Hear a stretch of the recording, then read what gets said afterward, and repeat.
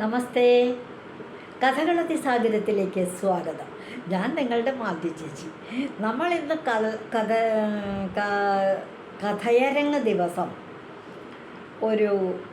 ഞാനിപ്പോൾ സരസശ്ലോകങ്ങളാണല്ലോ നിങ്ങളുടെ മുൻപിൽ അവതരിപ്പിച്ചുകൊണ്ടിരിക്കുന്നത്. ഇന്ന് രസികന്മാരായ രണ്ട് കവികൾ എഴുതിയ സരസശ്ലോകങ്ങളാണോ എന്ന് ചൊല്ലാൻ വിചാരിക്കുന്നത്. ഏറെ കാലം മുമ്പൊക്കെ കേട്ടിട്ടും ഓർമ്മയിലുള്ളതുമായിട്ടുള്ള ശ്ലോകങ്ങളാണ്. ചിലപ്പോൾ ഇതിലൊക്കെ തെറ്റുകുറ്റങ്ങൾ ഉണ്ടാകാം. സാധാരണഗതിയിൽ ഇല്ലേ, ഏകദേശം എന്നൊക്കെ ശരിയാണെന്ന് തോന്നിയിട്ടാണ് കേട്ടോ അവതരിപ്പിക്കുന്നത്. അപ്പോൾ പറയാം, ഒരു രസികനായൊരു കവിക്ക് 1 മുതൽ 10 വരെയുള്ള അക്കങ്ങൾ ഈ ശ്ലോകത്തിൽ ഉൾപ്പെടുത്തുന്നതിനായിട്ട് ശ്രമിക്കുകയാണ് അദ്ദേഹം. അതുപോലെ തന്നെ മറ്റൊരു കവി ഞായർ മുതൽ ശനി വരെയുള്ള ആഴ്ചകൾ 7 തൻ്റെ ശ്ലോകത്തിൽ വരുത്തുന്നതിനും ശ്രമിക്കുകയാണ്. അപ്പോൾ ആദ്യം വരുന്ന സരസകവി 1 മുതൽ 10 വരെയുള്ള അക്കങ്ങൾ ഉൾക്കൊള്ളുന്നൊരു ശ്ലോകം എഴുതിയിട്ടുണ്ട്. ഒറ്റ ശ്ലോകങ്ങളാണ് കേട്ടോ ഇതൊക്കെ. ഈ സരസശ്ലോകങ്ങളുമാണ്, ഒറ്റ ശ്ലോകങ്ങളാണ്. ഞാൻ ആദ്യത്തെ രസികൻ്റെ ശ്ലോകം ഇപ്പോൾ ചൊല്ലാം. അദ്ദേഹം 1 എന്നുള്ള അക്കത്തെ കാണിക്കുകയാണ്.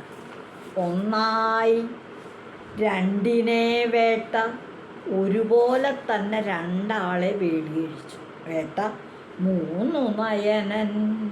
ആരാ 3 നയനൻ? മഹാദേവൻ. അപ്പോൾ ആദ്യം 1 വേട്ടു, 2 വേട്ടു, അങ്ങനെയുള്ള ആ ശിവൻ, പരമശിവൻ 3 നയനൻ. 4 കുത്തിയോ. 4 ഹാസ്യം എന്ന് പറഞ്ഞാൽ മുഖമാണ്. 4 ഇപ്പം നമ്മൾ കാണുമ്പോൾ ബ്രഹ്മാവിന് 4 മുഖമേ ഉള്ളൂ. പണ്ട് ബ്രഹ്മാവിന് 5 മുഖം ഉണ്ടായിരുന്നു എന്നാണ് പറയണേ. അതിൽ ഒരെണ്ണം ശിവൻ നുള്ളിക്കളഞ്ഞു. അപ്പം മഹാദേവൻ നുള്ളിക്കളഞ്ഞതാണ്. അതാണ് പറയണത്, 4 കുത്തിയോ. ബ്രഹ്മാവിൻ്റെ ഒരു തല നുള്ളിക്കളഞ്ഞ ആളാണ്. 5 വരും 6 എന്ന് പറഞ്ഞാൽ ആരെ? ഗംഗാദേവി തലയിലേക്ക് 5 കണ്ട് നാണിക്കാതെ കണ്ട് ലജ്ജ കൂടാണ്ട് സന്തോഷത്തോടെ അങ്ങോട്ട് ചാടി വീഴുക. ഭഗീരഥൻ്റെ തപസ്സനുസരിച്ച് ഗംഗയുടെ, ആകാശഗംഗയുടെ ആ ഭൂമിയിലേക്കുള്ള വീഴ്ച താങ്ങാൻ ഭൂമിക്ക് ശക്തിയില്ല.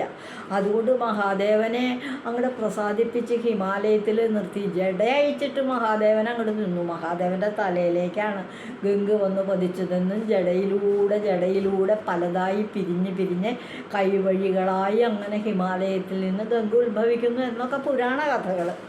അങ്ങനെ അപ്പം 5 വരും 6 7 നിമിഷം കൊണ്ട് 7 നിമിഷം എന്ന് പറഞ്ഞാൽ 1 മിനിറ്റ് എന്നൊക്കെ പറയാം. 6-7 മിനിറ്റ് കൊണ്ടൊക്കെ കൊണ്ടിങ്ങു കൊള്ളുവൻ ഭൂമിയിലേക്ക് എത്തിക്കഴിഞ്ഞു.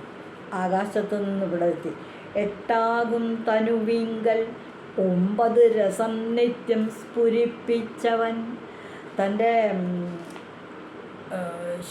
ദിവസവും നവരസങ്ങൾ പ്രദർശിപ്പിക്കുന്ന, അതായത് പല വ്യത്യസ്തങ്ങളായ ഭാവങ്ങളിൽ ശിവന് മാറ്റമുണ്ടാകുന്നുണ്ടെന്നാണ് പറയുന്നത്.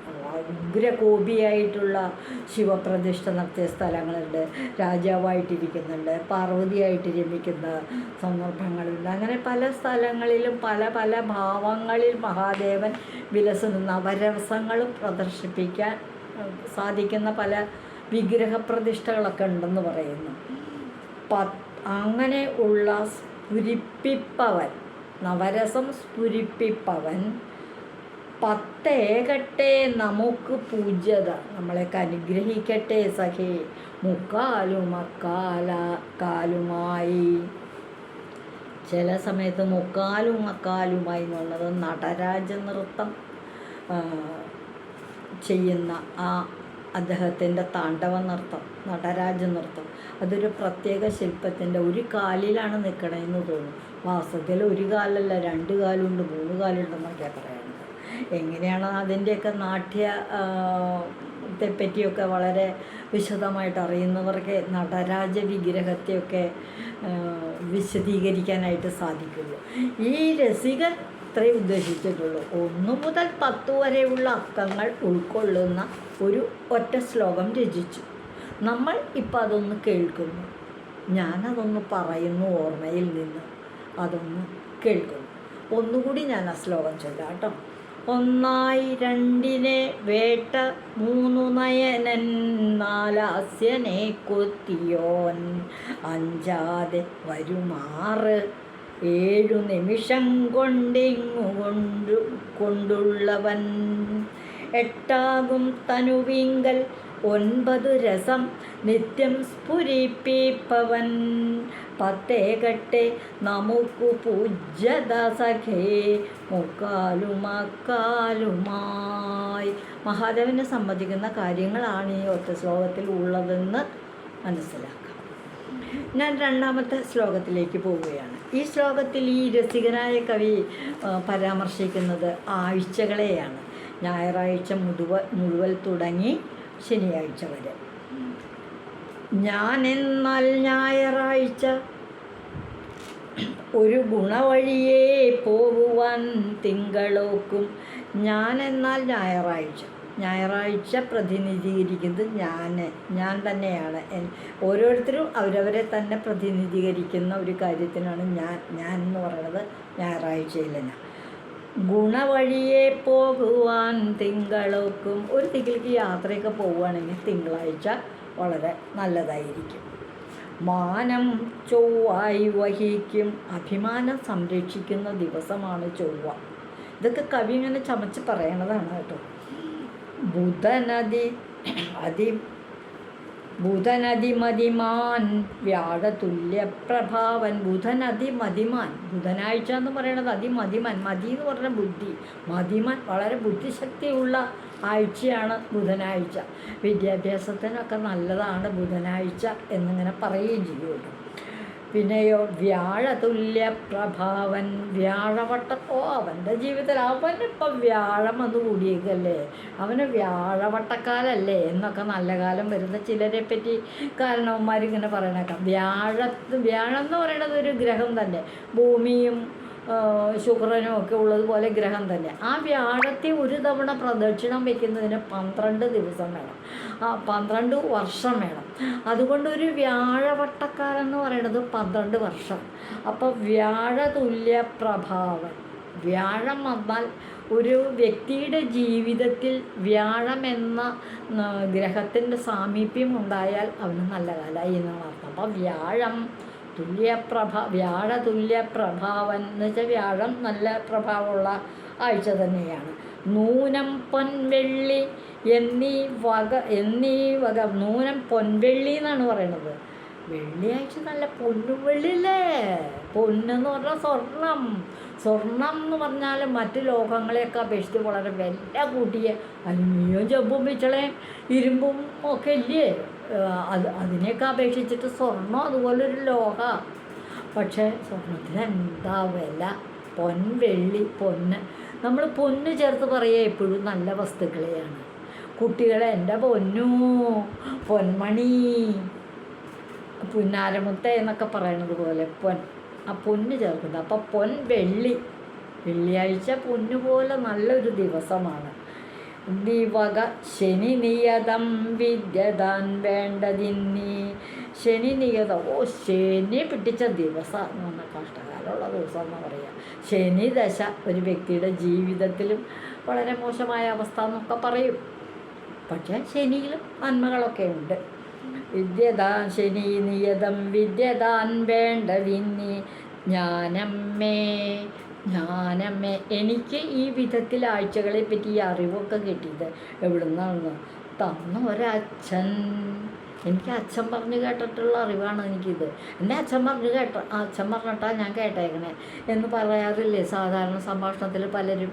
അച്ഛനിൽ നിന്ന് ലഭിച്ച ഈ സരസകവിക്കും ഈ അറിവുകൾ അച്ഛനിൽ നിന്ന് ലഭിച്ചതാണ്. അങ്ങനെയുള്ള തന്നൊരച്ഛൻ കനിയണമികമേ വെൺമണി സുരേന്ദ്രൻ. സുരേന്ദ്രൻ, അതായത് വെൺമണി ഇല്ലത്തെ തിരുമേനിമാരെയൊക്കെ പറയുന്നത് വെൺമണി മകൻ, വെൺമണി അച്ഛൻ, അങ്ങനെയൊക്കെ കവികളുണ്ടായിരുന്നു വെൺമണി ഇല്ലത്ത്. ആ വെൺമണിക്ക് എന്ന് വെച്ചാൽ ഒരു വെൺമണി തമ്പുരാൻ്റെ മകനാണ് ഈ സരസകവി എന്ന് നമുക്ക് മനസ്സിലാക്കാം. അല്ലാണ്ട് ഈ ഒറ്റ ശ്ലോകം എഴുതി തരാമെന്നൊന്നും പറയുന്നില്ല. ഒന്നുകൂടെ ഞാൻ ഈ ശ്ലോകം ഒന്ന് വായിക്കാം.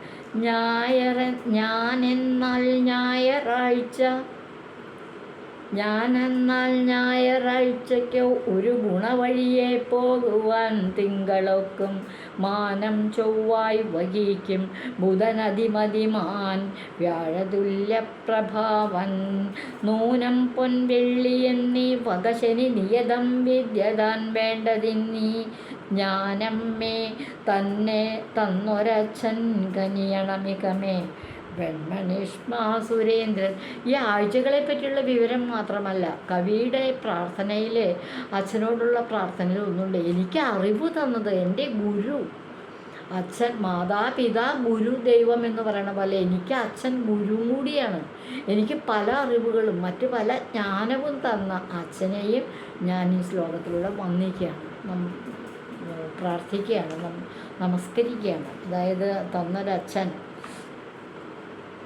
അച്ഛൻ കനിയണം, അച്ഛൻ ഇനിയും അനുഗ്രഹിക്കണം എന്നുള്ള ഒരു പ്രാർത്ഥനയോടെ ഈ ശ്ലോകവും അവസാനിക്കുകയാണ്. അപ്പോൾ ഈ ആഴ്ചയിലെ സരസ ശ്ലോകങ്ങൾ രണ്ട് സരസ കവികളുടെ 2 പേരുടെ ശ്ലോകങ്ങളാണ്. നിങ്ങളിതൊരു പ്രാവശ്യം കേട്ടിട്ടുണ്ടാകും, നേരത്തെ കേട്ടിട്ടുള്ളതാകും. നിങ്ങൾക്ക് ഇത്തരത്തിലുള്ള സരസ ശ്ലോകങ്ങൾ ഈ കേൾവിക്കാർക്ക് ആർക്കെങ്കിലും ഒക്കെ അറിയാമായിരിക്കും. നിങ്ങളതൊക്കെ ഒന്ന് ഓർക്കാൻ ശ്രമിക്കും. ഇതുവഴി വന്നാലും ഇത്തിരി നേരം ഇരുന്നാലും കഥകൾ കേട്ടാലും കളിയായി പറയും കഥയാണേ, കാര്യം പറയും കഥയാണേ. ഈ ശ്ലോകങ്ങൾ നിങ്ങളെ കേൾക്കാൻ ഇഷ്ടപ്പെടുന്നവരുണ്ടെങ്കിൽ അവരൊക്കെ ഈ ശ്ലോകങ്ങൾ ഒന്ന് കേൾപ്പിക്കൂ. നിങ്ങൾക്കും രസിക്കാം, ഒരുപക്ഷെ അവർക്കും രസമായി തോന്നുകയാണ്. വെറുതെ ഒരു അല്പസമയം ഒരു സന്തോഷം, അത്രയേ ഉള്ളൂ. നന്ദി. ഞാൻ നിങ്ങളുടെ മാലതി ചേച്ചി.